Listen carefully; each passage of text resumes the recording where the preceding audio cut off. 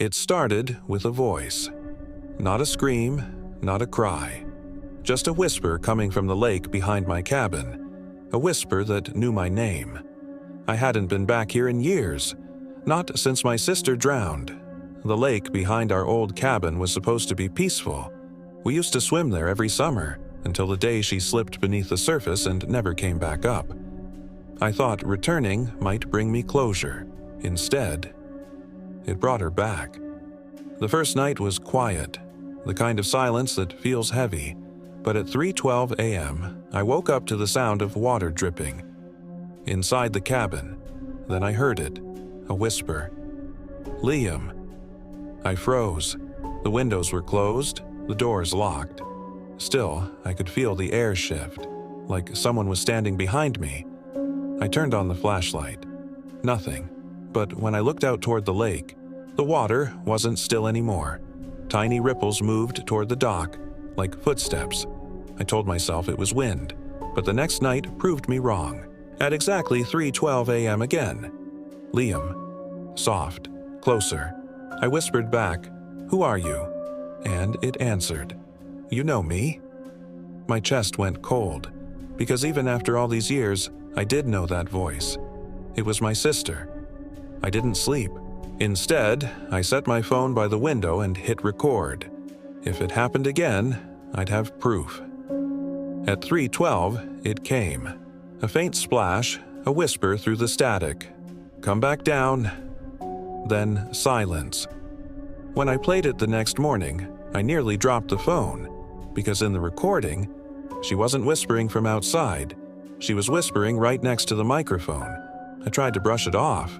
Grief, imagination, anything but real. Until I went outside and found footprints. Small, bare, wet, leading from the dock to my front door. They stopped at the threshold, but the wood inside the cabin was damp, like something had already walked through. That night, I stayed awake again. Fog rolled in thick enough to swallow the trees.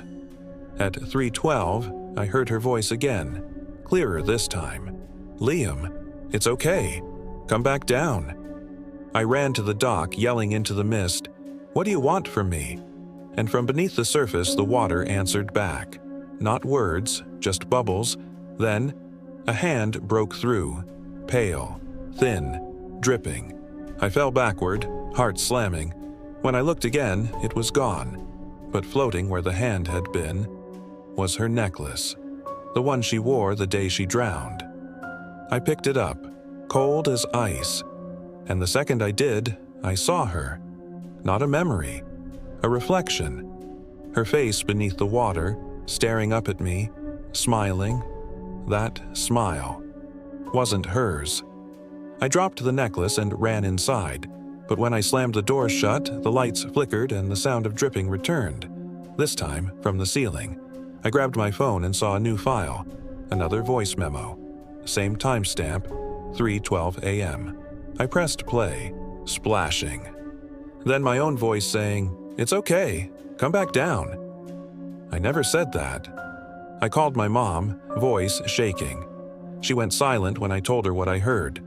Finally, she said, "Liam, get out. That's not your sister. The lake. It remembers." I didn't understand. She told me there was a reason locals called it Echo Lake. She said people who die there don't really leave. They echo, and they call the ones who loved them most. If you answer, you take their place. I wanted to believe she was lying. But that night, my phone battery died at exactly 3:12. The power went out, and I could hear water rising, like waves slapping against the walls. Then came her voice again, only now it was inside the cabin. "Liam, please, help me." The whisper turned to sobbing, then laughter, and then... It wasn't her voice anymore. It was mine, repeating over and over, "Come back down, come back down." When I opened my eyes, it was morning. I was lying on the dock, my clothes soaked, my shoes filled with mud. I checked my phone. One new voice memo. But this one didn't say 3:12 a.m. It said, "Tomorrow." I hit play. There was heavy breathing. footsteps, and finally, a voice whispering right into the mic, "I'm not Liam." The screen went black. That night, I packed and left. Drove 6 hours away. New town, new place, but still. 3:12 a.m. Water dripping, static whispering through my phone speaker, and this time, it didn't say my name. It said yours. Do you hear it too? Thanks for watching Kryptic Stories.